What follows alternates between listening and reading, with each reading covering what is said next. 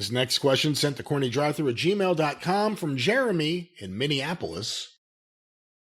This week, some of the fired members of WWE struck back at their former employer. It all started when the former Ember Moon, now going by Athena Page, accused WWE, and especially NXT, of specific meetings for the women on the roster to dress sexier. Athena stated, quote, "I'm not about to wear fishnet booty butt cheek shorts because we had a 2-hour meetings about how to dress like Mandy Rose." Let me stop right there because there's more here. Any thoughts on that? That they're meeting with the girls and telling them to dress like Mandy Rose? Well, now, first of all, what Ember Moon's name is now what?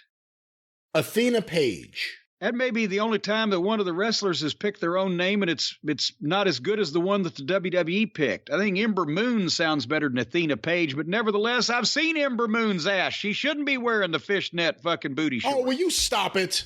We're talking about the merits of the discussion here, not... if you've got a fishnet booty short ass, I don't see any problem with people, if you're on television, and asking you to put one on. But if you don't have the ass for it, then there would be an issue. I mean, by God, there's hunger, there's war in Ukraine, there's people sleeping in the streets, there's sick children and homeless animals. So I don't give two French fried titty fucks what kind of meeting they have with the girls, telling them to wear what. It matters not to me. I don't care. They're all making hundreds of thousands of dollars and they're on television.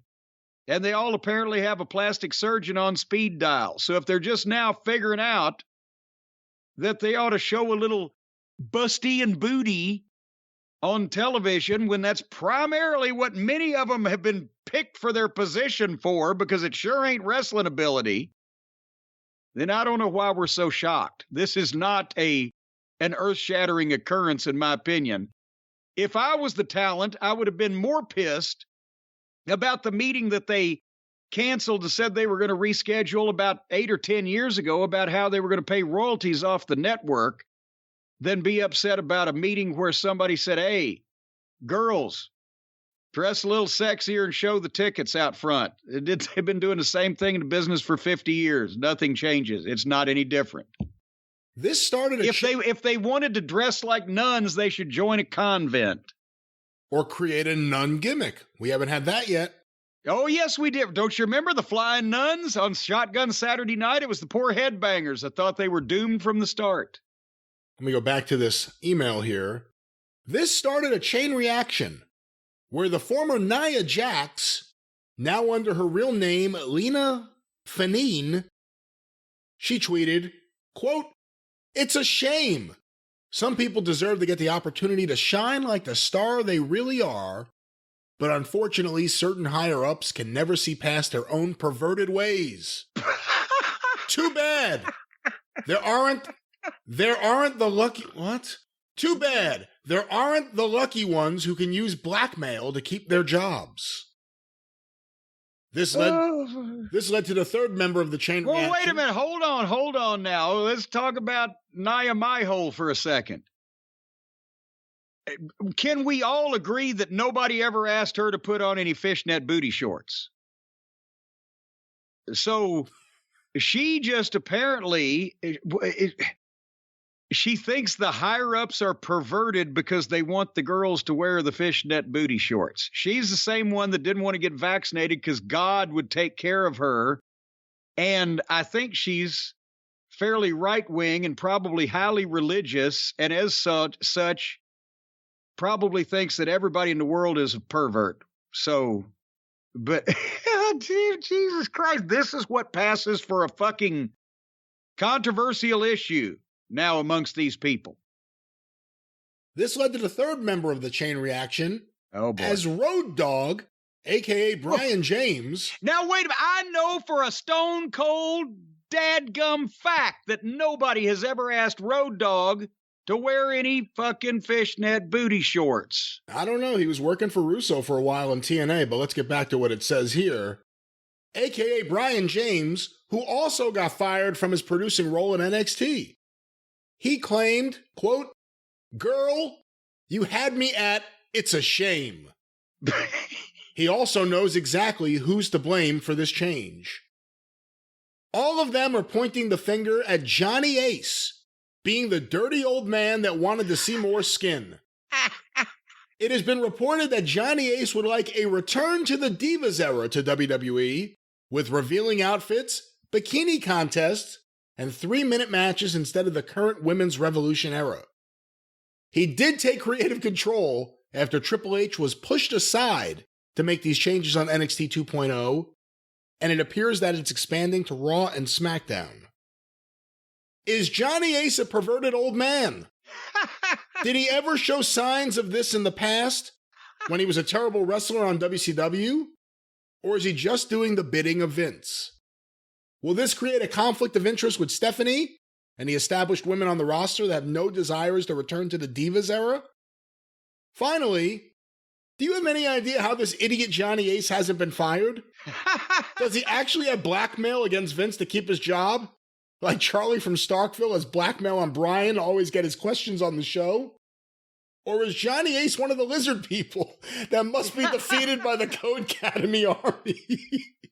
And there it is, people pointing the finger at Johnny Ace. So, oh, God. Thoughts about all of this, Jim? Well, there's a lot of questions there. First of all, no, I wouldn't call Johnny Ace a pervert. I would call Johnny Ace the fucking clueless putz that they put in charge of talent relations because he would agree with everything that Stephanie said, and he looked good in a suit, and he liked to smile and go to meetings. We've talked about this for years. JR would tell the creative team what he thought about their shit, and Johnny Ace wouldn't. That's why Stephanie said when this was 15 years ago, we finally have a head of talent relations that'll work for the creative team instead of against them. Because Johnny wasn't going to say anything about their shitty creative because he likes being a corporate employee and wearing suits and smiling and saying yes. And he likes sports entertainment. And he likes anything that Vince likes. And that was the downfall of developmental in OVW because I couldn't put up with his shit. They ran me off. And he ended up, succeeding in the mission to move everything to Florida so that all the retired wrestlers and ex-wrestlers that were his friends and prospective agents wouldn't have to move. Part of that, as we've talked about many times, was that he was hiring the girls out of lingerie catalogs and bikini catalogs. And he'd see ones he liked and he'd find out they had an agent. Of course they did.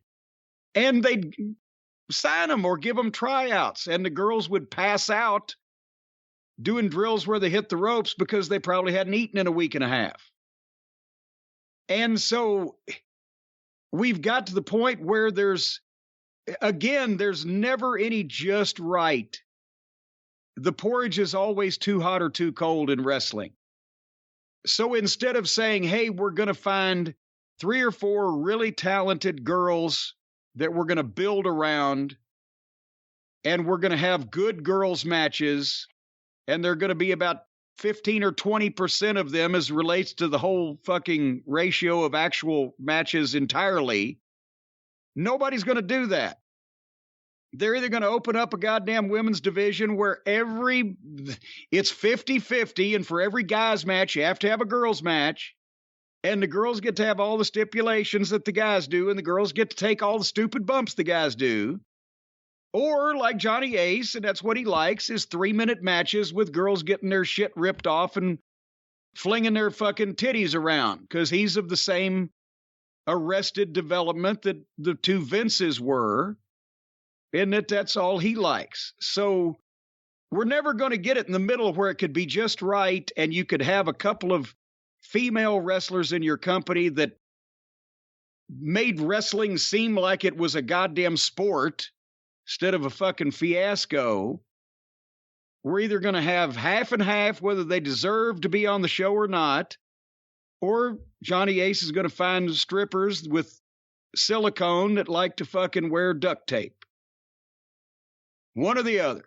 You pick which one you like.